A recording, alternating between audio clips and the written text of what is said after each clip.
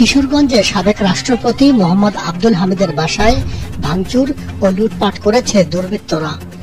সোমবার বিকেলে শহরের খবরপট্টি এলাকায় বাসভবনে শত শত মানুষ প্রধান ফটক ভেঙে বাসায় ঢুকে ব্যাপক ভাঙচুর চালায়।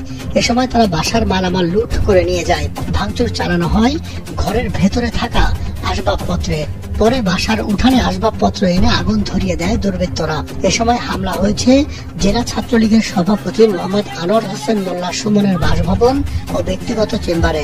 শহরের কালীবাড়ি মার্কেটে অবস্থিত সময় টেলিভিশন ও প্রতিদিনের বাংলাদেশ পত্রিকার অফিস, প্রেস ক্লাবে হামলা, ভাঙচুর ও লুটপাটের ঘটনা থেকে জেলা প্রশাসকের কার্যালয়, পুলিশ সুপারের কার্যালয় এবং কিশোরগঞ্জ সদর মডেল থানায় হামলা করেছে দুর্বৃত্তরা।